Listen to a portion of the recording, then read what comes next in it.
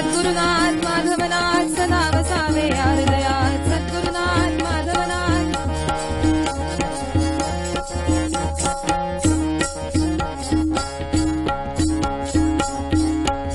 पंढरीनाथ महाराज की जय। राजाधिराज प्रभु रामचंद्र महाराज की जय। योगाभ्यानंद श्री सद्गुरु माधवनाथ महाराज की जय। जय जय रघुवीर समर्थ। नरसिंह सरस्वती स्वामी महाराज ज्यावेळी गाणगापुरामध्ये मुक्कामाला होते, वास्तव्यास होते, तेव्हाची ही कथा गुरुचरित्रामध्ये याचं वर्णन आलेलं आहे। गाणगापुरामध्ये वास्तव्य असताना स्वामी महाराज त्रिकाळ स्नानासाठी संगमावरती जायचे। त्यांचा जाण्याचा रस्ता आणि येण्याचा रस्ता अगदी ठरलेला। त्या रस्त्यामध्ये जाता जाता एक मोठं शेत लागायचं। त्या शेतामध्ये बरोबर एक कट्टा, जो अजूनही आहे बरं, त्याचं नाव विश्रांती कट्टा। विश्रांती कट्ट्यावरती महाराज क्षणभर बसायचे, विश्रांतीसाठी संगमावर जायचे। स्नान झालं की पुन्हा यायचे, पुन्हा एक क्षणभर विश्रांतीसाठी कट्ट्यावर बसायचे आणि पुन्हा आपल्या मठाकडे जायचे। हा त्यांचा रोजचा दिनक्रम। व्हायचं असं की त्या शेतामध्ये तो शेतकरी, ज्याचं शेत आहे, जेव्हा महाराज यायचे आणि जायचे तेव्हा त्याचं काहीतरी शेतीचं काम तिथे चालू असायचं। आणि हा करायचा काय? बरोबर महाराजांची येण्याची वेळ त्याला माहिती। जेव्हा महाराज येणार तो रस्ता अगदी स्वच्छ करून ठेवायचा। कट्ट्यावरती महाराज जेव्हा बसणार हा बरोबर कुठेतरी झाडाआड बसायचा, त्यांच्या नजरेसमोर यायला नको। तिथून ते गेले स्नानाला संगमावर की तो बरोबर तिथं यायचा, जिथं महाराज बसलेले त्यांच्या चरणांची तिथली धूळ, ती माती उचलायचा, कपाळाला लावायचा, अंगाला लावून घ्यायचा। हीच माझी महाराजांची माझ्यावर असलेली कृपा असं म्हणून त्यामध्ये तो कृतार्थ व्हायचा। पुन्हा तेच, पुन्हा महाराज मठावरती माघारी जाताना पुन्हा तिथं यायचा, ती माती कपाळाला लावून घ्यायचा, कृतार्थ वाटून घ्यायचा। हा त्याचाही ठरलेला रोजचा दिनक्रम। एक दिवस त्याच्या आयुष्यामध्ये उजाडलं। तो दिवस फार महत्वाचा असतो बरं। रोजचा दिवस उजाडणं आणि मावळणं, पण आपल्या आयुष्यामध्ये उजाडणं। गुरु महाराजांची जरी त्यांच्या नजरेआड ही सेवा त्याची चाललेली तरी महाराज येत होते, त्यांना बरोबर ठाऊक। एक दिवस बरोबर महाराजांनी त्याला बोलावलं, का रे ये इकडे, तू ही जी माझी सेवा करतोस मला ठाऊक नाही असं वाटतं का तुला? नाही, मी तुझ्या या सेवेवरती आज प्रसन्न झालेलो आहे, तुला काय हवं ते माग। सद्गुरुनाथ महाराज की जय। आपल्याकडे उजाडलं बघा। महाराजांनी विचारलं, तुला काय हवं ते माग। आता हा शेतकरी तो म्हणतोय, महाराज ही तुमची कृपा माझ्यावरती अखंड राहू द्या, माझं दुसरं काय मागणं आहे। महाराज म्हणतायत, अरे ती आहेच रे, कृपा आहेच, पण काहीतरी लौकिकातलं माग, तुझ्या काहीतरी व्यवहारामध्ये, तुझ्या प्रपंचामध्ये तुला उपयोगी पडेल असं काहीतरी माग। हा विचार करतोय की आता काय बरं मागायचं। महाराज म्हणतायत, लौकिकातलं माग, काय मागायचं? महाराज महाराज महाराज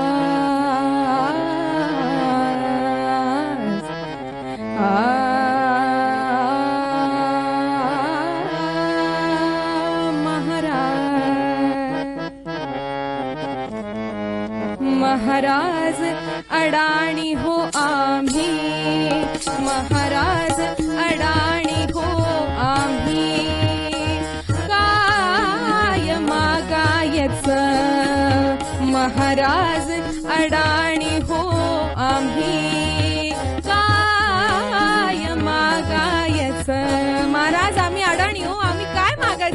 थोडं. आता मी शेतकरी, माझी काय इच्छा असणार आहे? महाराज अडाणी हो आम्ही, काय मागायच लई शेत पिकावं हेच एक सांगायचं, लई शेत पिकावं हेच एक सांगायचं. महाराज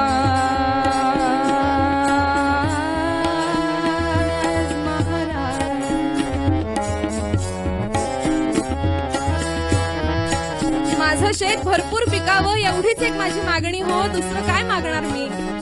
महाराजांनी विचारलं, बर तुझी ही इच्छा जर पूर्ण झाली तर एवढ्या भरपूर आलेल्या शेताचं, एवढ्या पिकाचं तू काय करशील? त्यानं उत्तर दिलं, जरी पिकले माझे शेत सांगतो वचना, जरी पिकले माझे शेत सांगतो वचना. महाराज जर एवढं शेत माझं आलं, खरंच पिकलं, तर मी तुम्हाला वचन देतो, देईन अन्न मी देवजना ब्राह्मणा, देईन अन्न मी देवजना ब्राह्मणा. मागण मागण झणी दावून दया पुरवायचं, दावून दया पुरवायचं.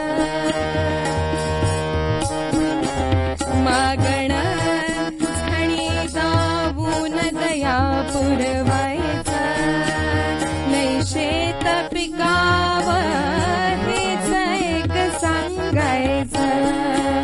महाराज महाराज महाराज महाराज महाराज.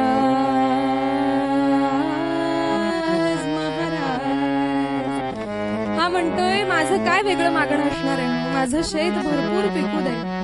मग एवढं पीक आलं तर तू काय करशील?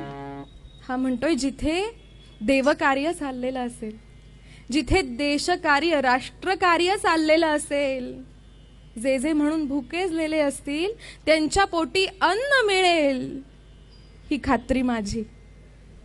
बर मग एक काम कर. काय महाराज, काय काम? मी आता संगमावरती जातोय स्नानासाठी. तू काय करायचंस?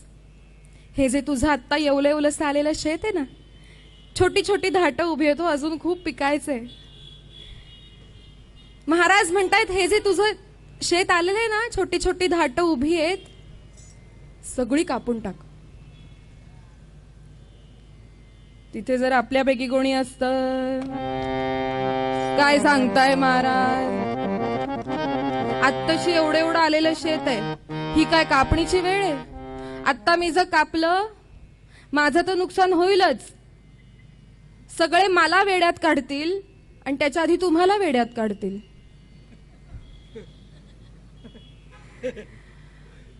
पण तो शेतकरी काही हुकचू नाही का कपाळावर आठी नाही, एवढी त्याची गुरुनिष्ठा प्रबळ. जसे महाराज संगमावरती गेले, तडक घरी आला, बायका पोरांना सांगतो, चला चला चला, बसलायत काय, घ्या कोयते आणि चला शेतावर. बायको विचारतीये, हे काय म्हणताय? अगं महाराजांनी सांगितलंय, आत्ताच्या आत्ता त्यांचं स्नान व्हायच्या आत पूर्ण शेत झोपवायचंय, पूर्ण शेताची कापणी करायची आहे. अहो तुम्हाला वेड लागलंय का? कोण ते महाराज, त्यांना नाही उद्योग, तुम्हाला नाही धंदा, ही काय वेळ आहे शेत कापणीची? फार बडबडू नकोस, मी सांगतोय ते कर. पटापटा तो गेला, मजुरांच्या घरी बोलावणं धाडलं, माझं शेत कापायचंय, चला सगळ्यांनी. सगळेजण आवाक. आता ती घरची गृहलक्ष्मी, त्याची बायको, तिनं विचार केला, ह्यांना काहीतरी वेड लागलेलं आहे. सगळीकडे सांगत सुटलीये, अहो आमच्या धन्याला कोणीतरी समजवा, ही नाही वेळ कापणीची. आत्ता जर कापलं तर फक्त नुकसानच आहे नशिबामध्ये. कोणी ह्याला समजवा, ह्यांना समजत नाहीये. हा कोणाचा ऐकतोय? ती पंचायतीमध्ये गेली, पंचांना सांगितलं माझ्या धन्याला कोणीतरी समजवा. सगळेजण ह्याच्या घरी जमले. अरे तू हे काय करतोयस? पाहिलंयस का तुझ्या शेताकडे? तू पाहिलंयस का? अरे केवढं पीक आलंय दिसतंय, ते वाढू दे, आत्ता काय कापतोयस? हा सांगतोय मला माझ्या गुरुमाऊलींनी आज्ञा केलेली आहे, त्यांच्या शब्दाबाहेर मी जाणार नाही. अरे तुला सारा भरायचा आहे ना लक्षात? प्रतिवर्षाप्रमाणे तुला यावर्षीही सारा भरायचा आहे. अरे एवढं पीक आलंय, ते वाढेपर्यंत थांब, थोडी वाट बघ. साऱ्याची चिंता आहे ना तुम्हाला?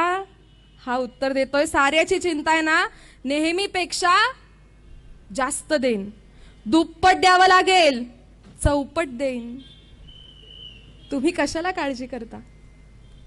अरे बायका पोरांचा विचार कर. हा शेवटी भडकला. बायको माझी, मुलं माझी, शेत माझं, मला नाहीये का चिंता? तुम्ही मला काही सांगू नका. त्यांची तोंड यानं गप्प केली. सगळ्यांना घेऊन हा शेतावरती आला. मजूर आले आणि ऐन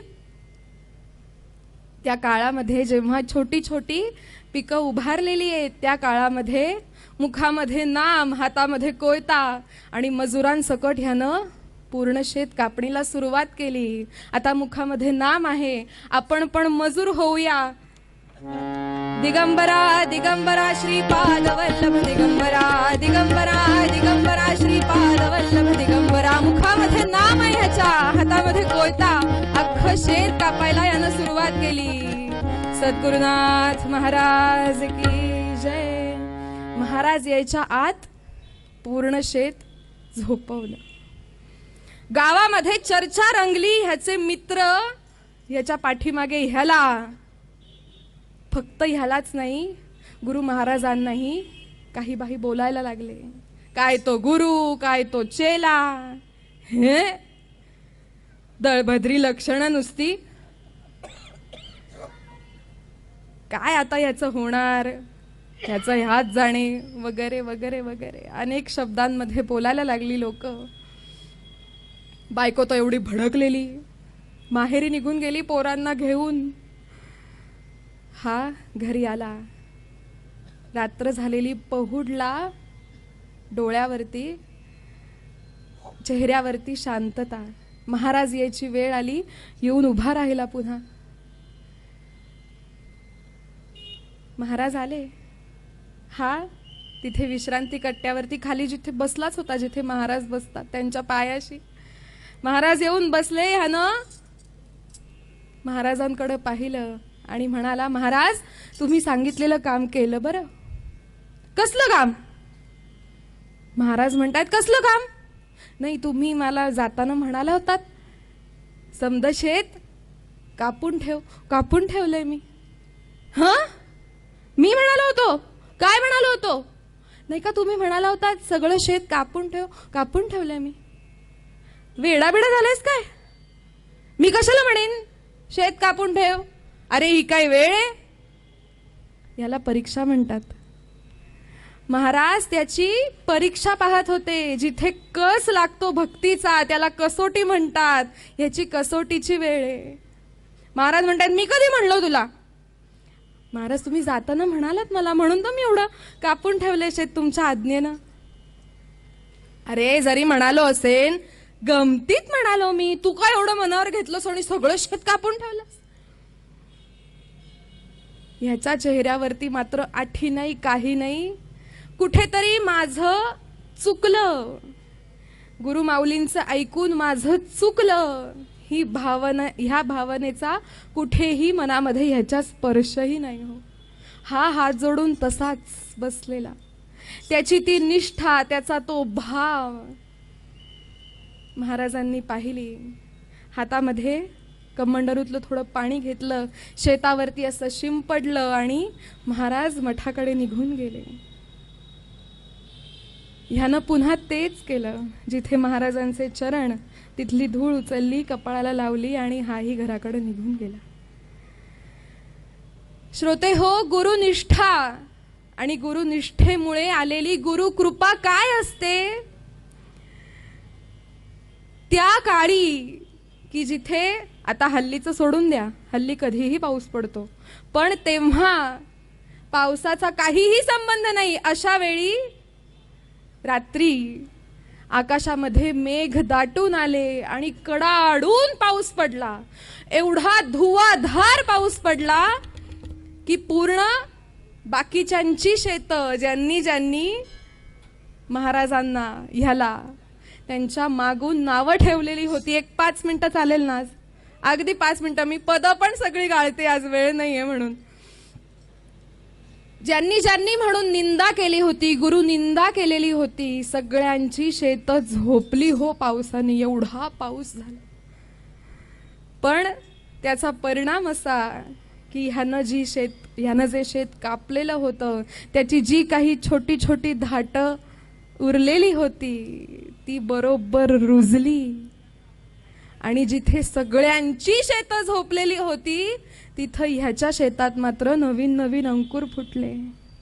पाहता पाहता दिवसानुदिवस ह्याचं शेत जे जोमाने वाढलं, एवढं पीक आलं, दमदार पीक आलं. आणि मग ज्याप्रमाणे ह्यानं शब्द दिलेला होता, जिथे जिथे अन्नाची गरज आहे, आता तर सगळीकडेच अन्नाची गरज हो, प्रत्येकाची शेतं झोपलेली होती. ज्यांनी ज्यांनी म्हणून निंदा केली, ह्यानं मात्र काय विचार केला? गुरुकृपेनं माझं शेत आज एवढं बहरलेलं आहे, गावातला पंचक्रोशीतला कोणताही माणूस, कोणाचंही घर, कोणाचीही चूल ही विझलेली राहता कामा नाही. प्रत्येकाचं घर भरलेलं असायला हवं. पुढच्या पावसापर्यंत, पुढच्या सुगीच्या काळापर्यंत प्रत्येकाचं अन्न स्वयंपाकघरामध्ये तयार असलं पाहिजे. सगळ्यांची पोटं भरली पाहिजेत. ही बातमी, पूर्ण याचं शेत बहरलेलं आहे, ही बातमी त्याच्या सासरी म्हणजे बायकोच्या माहेरी पोहोचली हो. जी बायको चिडून भडकून गेलेली होती माहेरी, ती आलीच, पण तिच्या बरोबर तिचे नातेवाईकही आले ह्याला भेटायला. तिच्या लक्षात आलं की आपण जे वागलो, आपण जे बोललो, चुकलं. रडायला लागली, धन्यासमोर बसून रडायला लागली. म्हणाली की आपणच जाऊया आता, महाराजांचं दर्शन घेऊया, त्यांच्या चरणी मी लीन होते, नतमस्तक होते, त्याशिवाय मला आता माझं मन शांत होणार नाही. सगळं घरदार अवघं कुटुंब मठामध्ये आलं महाराजांना भेटायला. तिनं महाराजांच्या पायांवर डोकं ठेवलं, ढसा ढसा रडली. तिथे अश्रूंच्या घागडी उपड्या केल्या. पण महाराज म्हणतायत, अगं या माझ्या वत्साची, माझ्या मुलाची तू पत्नी आहेस, तू गृहलक्ष्मी आहेस, तुला काळजी वाटणं स्वाभाविकच आहे ग. पण आता हा माझा जसा वत्स तशी तू माझी सून झालीस की नाही, काळजी करू नकोस. माझी कृपा, भगवंताची कृपा तुमच्या घरादारावरती अखंड आहे. अगणित दिधले धान्य कापोनी, शूद्रा शेत गुरु तुम्हीच ना. जगदवंद्य अवधूत दिगंबर, दत्तात्रय गुरु तुम्हीच ना. अनन्य भावे शरणागत मी, भवभयहारण तुम्हीच ना. पूर्वपदामध्ये सद्गुरूंचा महिमा सांगताना माऊलीही हेच सांगतात.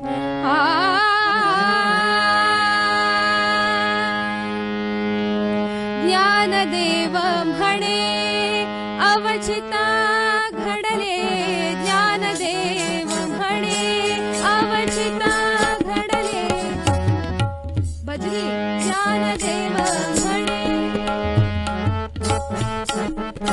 ज्ञानदेव म्हणे अवचिता घडले. निवृत्तीने दिधले निजा बीज.